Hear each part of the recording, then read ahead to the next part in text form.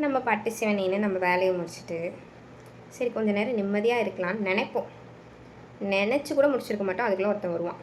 வந்துட்டு உங்களுக்கெல்லாம் என்னப்பா ஜாலியாக இருக்கீங்க, நல்லா சாப்பிட்டு நிம்மதியாக தூங்குறீங்க, உங்களுக்கெல்லாம் என்ன பிரச்சனை இருக்குது, நல்லா ஜாலியாக சம்பாரிச்சு நல்லா ஜாலியாக இருக்கீங்க அப்படின்னு சொல்லுவான். அப்போ அவன்கிட்டலாம் என்ன தெரியுமா சொல்லணும்னு தோணும்? ஜாலியாக இருக்கலாம்ல. பின்ன இந்த ஆஸ்ட்ரிச் தெரியுமா, நெற்கோழி இப்படி இருக்கும். நெற்கோழி அது ஒரு முட்டை பார்த்தியா? வாவ், இவ்வளோ பெரிய முட்டை அந்த மாதிரி இருக்கும். ஆனால் முட்டை போடுற கோழிக்கு தான் தெரியும் குண்டி வெளினா என்னன்னு. இப்படிதான் இருக்கும். நம்ம லைஃப் எப்படி தெரியுமா இருக்கும்?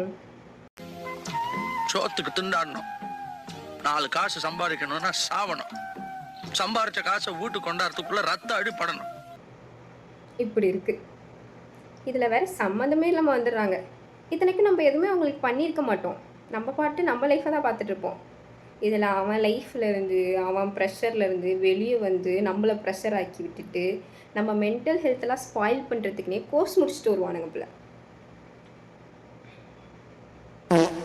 சொல்கிறேன், உங்களுக்கும் அப்படி யாராவது இருப்பாங்கன்னு நினைக்கிறேன். டேக் பண்ணுங்கள். டேக் பண்ண முடியலையா கமெண்ட் பண்ணுங்கள்.